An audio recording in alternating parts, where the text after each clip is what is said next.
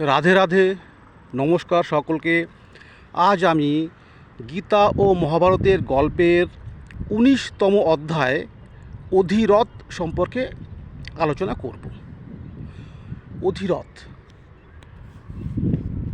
অধিরথের পিতা সুহস্র ছিলেন হস্তিনাপুরের রাজা বিচিত্র বীর্যের রথের সারথি এবং তার মিত্র।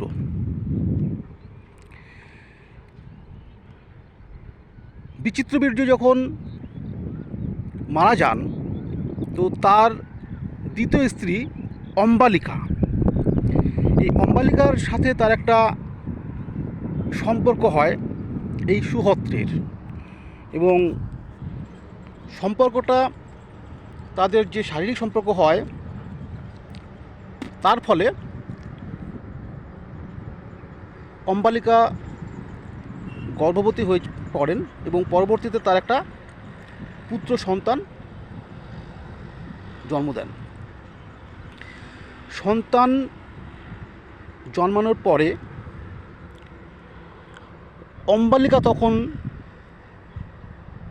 চিন্তা করলেন যে এই সন্তান নিয়ে তিনি কি করবেন, এবং তার একটা মান সম্মানের ব্যাপার আছে, যেহেতু তিনি হস্তিনাপুরের রানী।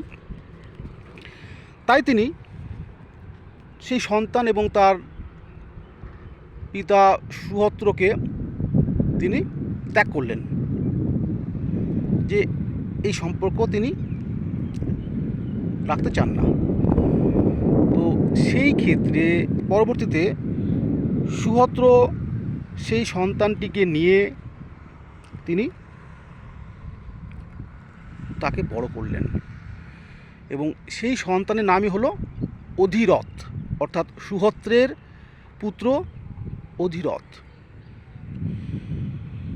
অধিরথ পরবর্তীকালে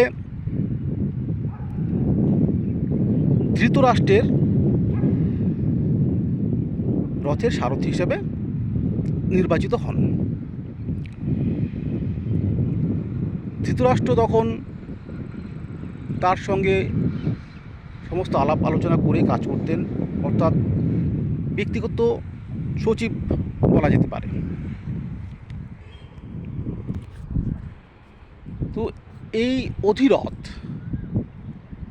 তার আগে একটু কথা বলি।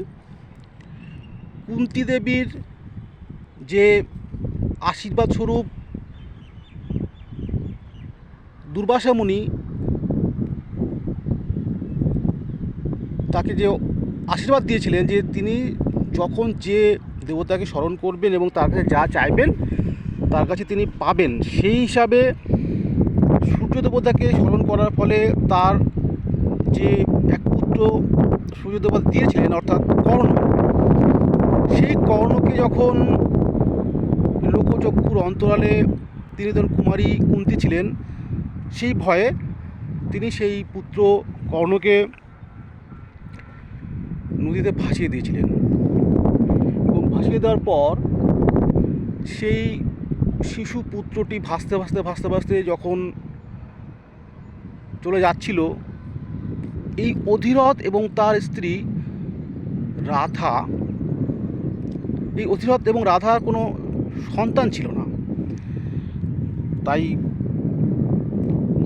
রাধা বারবারই বলতো তার একটা সন্তান প্রয়োজন, এই নিয়ে তাদের মধ্যে খুব একটা কষ্ট হতো।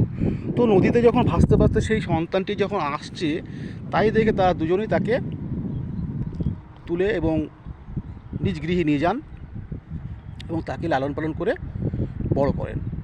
এবং এই কারণেই কর্ণের রাধা তাকে মানুষ করার ফলে কর্ণকে রাধেও বলা হয়, এবং যেহেতু তার পিতা পালিত পিতা অধিরথ, তাই কর্ণকে বলা সুতপুত্র, মানে সারথীর পুত্র। তো যখন এই পুত্রটাকে যখন তিনি নদী থেকে তুলে নিলেন,